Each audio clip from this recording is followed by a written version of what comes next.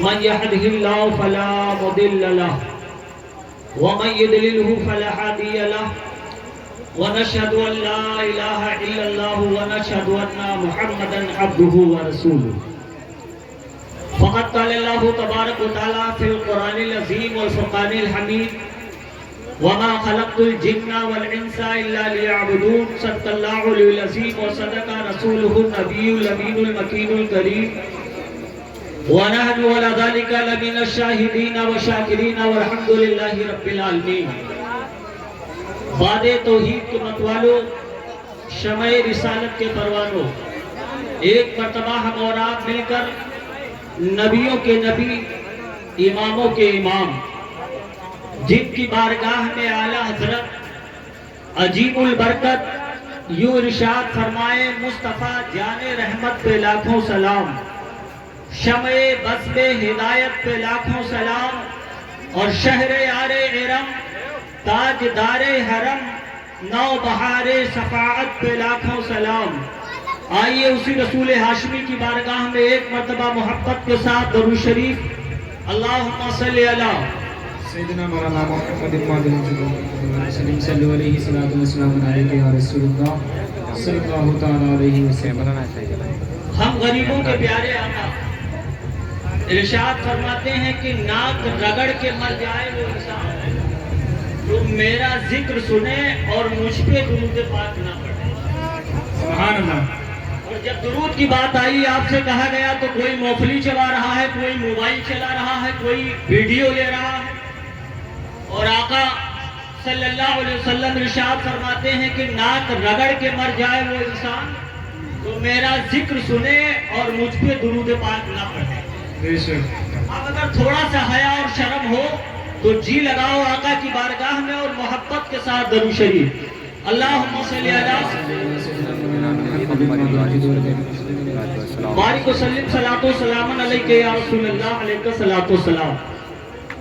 عادت کے مطابق نعت مصطفیٰ صلی اللہ تعالی علیہ وسلم کے دو چار شعر پہ سے خدمت ہے، سماعت فرمائیں.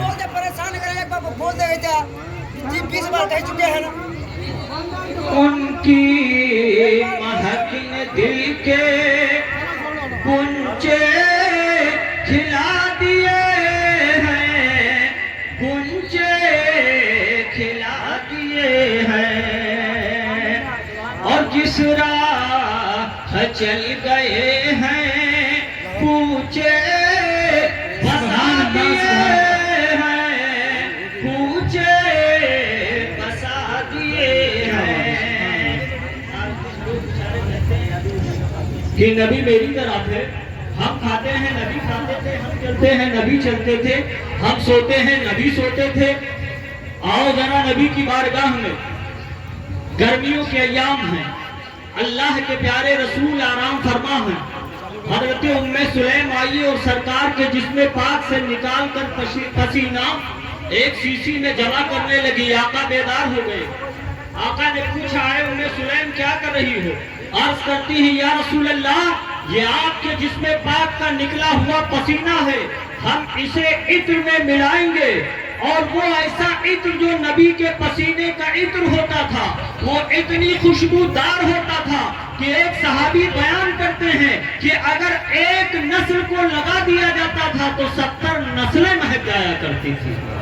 اعلیٰ حضرت عجیب البرکت اسی کو ارشاد فرماتے ہیں ان کی مہک نے دل کے گنچے کھلا دیے ہیں، گنچے کھلا دیے ہیں، اور جس راہ چل گئے ہیں کوچے بسا دیے ہیں، کوچے بسا دیے ہیں. آج بریلی والے اعلیٰ حضرت کیا کرتے ہیں. اعلیٰ حضرت کا عشق ملاحظہ کرو.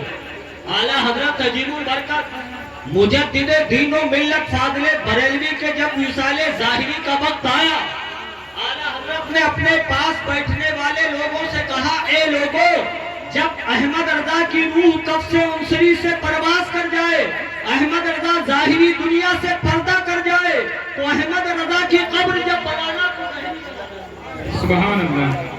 لوگوں نے سوال کیا کہ حضور میں نے بہت سی کتابوں کا مطالعہ کیا، میں نے بہت سی کتابوں کا جائزہ لیا، میں نے بہت سی کتابوں کو پڑھا، لیکن کسی کتاب کے اندر یہ نہ دیکھا کہ قبر بنائی جائے تو گہری بنائی جائے. سنیوں جواب دے دو ان لوگوں کو.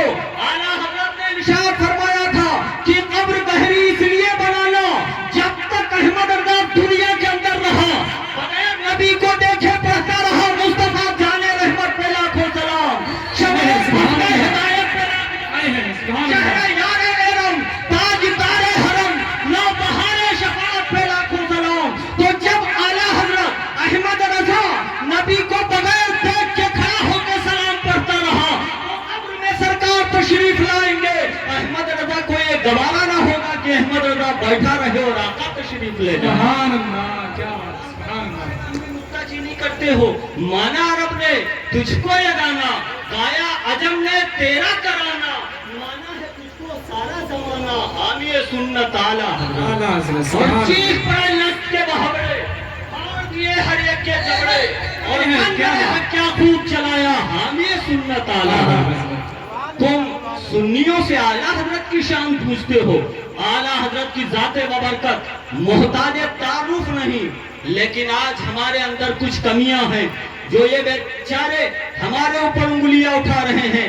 سنی مسلمان بھولا بھالا کیا ہی آئے گا، فاتحہ کریں گے، غوث اعظم کے نام مثال ثواب کریں گے، خواجہ غریب نواز کے نام مثال ثواب کریں گے، اور جب مسجد سے آواز آئے گی حیا الصلاح آؤ نماز کے لیے، حیا الفلاح آؤ کامیابی کے لیے، حیا الفلاح آؤ کامیابی کے لیے، تو انسان اپنے کانوں میں انگلیاں ڈال لیتا ہے.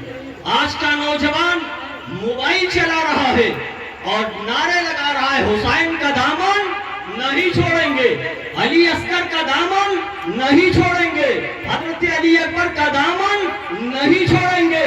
آؤ ذرا توجہ کرو. کربلا کے میدان میں امام حسین کے سامنے حضرت علی اکبر کا لاشا پڑا ہے. کربلا کے میدان میں علی اصغر کا بچپنا پڑا ہے. کربلا کے میدان میں قاسم کی جوانی پڑی ہے. کربلا کے میدان میں اون و محمد کی لاش خون میں خاک اور خون میں گلتا ہے. لیکن اے میرے پیارے سنی مسلمانوں، جب سے عبرت حاصل کرو. کربلا کے میدان میں حسین کی تلوار کو حضرت عباس کی پیاس نہ روک سکی. کربلا کے میدان میں حسین کی تلوار کو قاسم کا کٹا ہوا بازو نہ روک سکا، قاسم کی کٹی ہوئی گردن نہ روک سکی. کربلا کے میدان میں حضرت علی اصغر کا کٹا ہوا حلقوم نہ روک سکا. ایک موڑ آیا، امام حسین نے گھوڑے سے نیچے اترے اور اترنے کے بعد سر کو سجدے میں رکھ دیا. وہ کون سا موڑ آیا سنی مسلمانوں؟ نماز کا وقت آ گیا. امام حسین نے نماز کے لیے تلوار روک دیا تھا، اور آج تم نعرہ لگاتے ہو خواجہ غریب نواز کا دامن نہیں چھوڑیں گے، حضرت قاسم کا دامن نہیں چھوڑیں گے، تمام صحابہ کا دامن نہیں چھوڑیں گے. اللہ کے رسول نے ظاہری دنیا سے پردہ فرمانے کے وقت یہ وصیت کیا تھا کہ اے میرے پیارے صحابہ، میرے ظاہری دنیا سے پردہ کرنے کے بعد میری روح کو تکلیف نہ پہنچے. کیا کہا تھا؟ بولو یار، بہت گرم لگ رہا. بولو کیا کہا تھا؟ کہ میرے ظاہری دنیا سے پردہ فرمانے کے بعد میری روح کو تکلیف نہ پہنچانا. صحابہ رونے لگے. اللہ کے پیارے نبی صلی اللہ علیہ وسلم ارشاد فرمائیے. تو آقا نے یہی وصیت کیا تھا کہ اے میرے پیارے صحابہ، نماز نہ پڑھ کر کے میری روح کو تکلیف پہنچانا. جس طریقے سے تمہارے زندگی کے حالات ہمیں روزانہ معلوم ہوتے ہیں، اسی طرح ظاہری دنیا سے پردہ کرنے کے بعد اللہ کے نبی کو ہر امتی کی خبر رہتی ہے. اور آج اللہ کے رسول کو تکلیف پہنچا رہے ہیں. لہذا نماز پڑھو. نماز میرے آقا کی آنکھوں کی ٹھنڈک ہے. جس نے نماز کو قائم کیا اس نے دین کو قائم کیا، اور جس نے نماز کو ڈھا دیا اس نے دین کو ڈھا دیا. پھر انشاءاللہ تعالی اگر موقع ملا تو بیان کیا جائے گا. ابھی پور ہم کافی بھی پڑھائے ہیں، آپ نے تو میری 12 تقریر سنی ہوگی. اب باہر سے آنے والے حضرات، علماء کرام، شورا اسلام، اس اسٹیج کے اوپر جلوہ فرما ہے. انشاءاللہ تعالی یکے بعد دیگر ایک آئیں گے، آپ کو اچھے اچھے بیانات سے مشرف فرمائیں گے. لیکن شرط یہ ہے طوفان نوح لانے سے طوفان نوح لانے سے ہے کون فائدہ؟ ایک بوند ہی کافی ہے اگر اثر کرے.